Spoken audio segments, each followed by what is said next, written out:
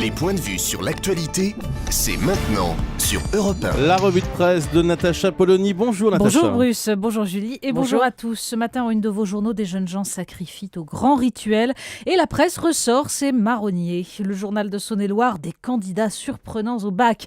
La Charente libre, bac, la chasse aux tricheurs high-tech.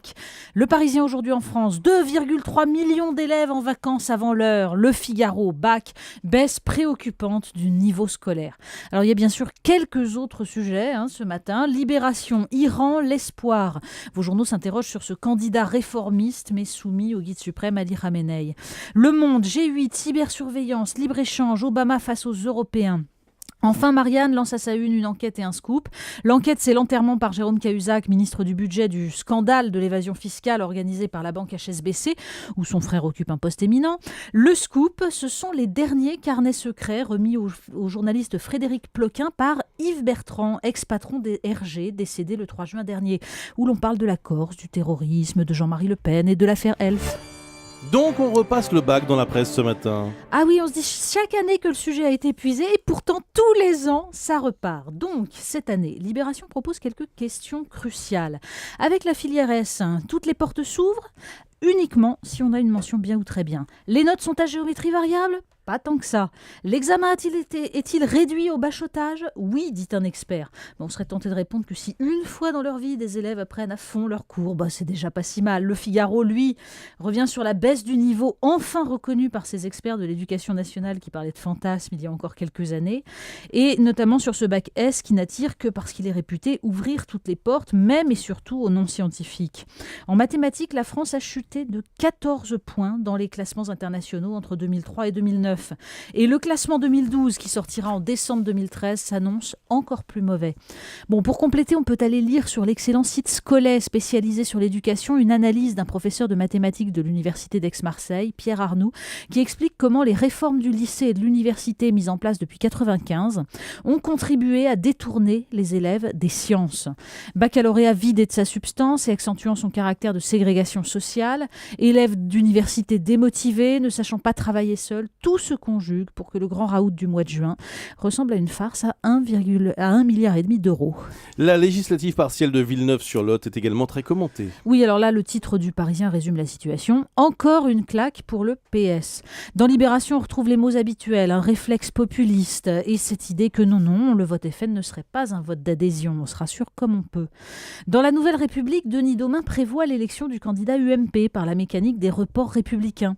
Jean-François Copé ne manquera pas de plastronner, les frontistes hurleront à la spoliation, poussant quelques pions sur l'échiquier municipal.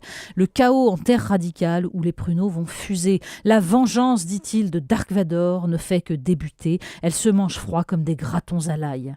Oui, entre la crise économique, la crise morale, l'incurie politique des uns et des autres, les errements de Bruxelles et du FMI, reste à identifier les coupables de l'extension du côté obscur de la force. Et pendant ce temps-là, comment va le couple Hollande-Merkel ? Ah oui, François Hollande défendait hier sa politique dans l'émission Capital, alors Libération ou Les Échos reviennent sur les rares annonces concernant les retraites.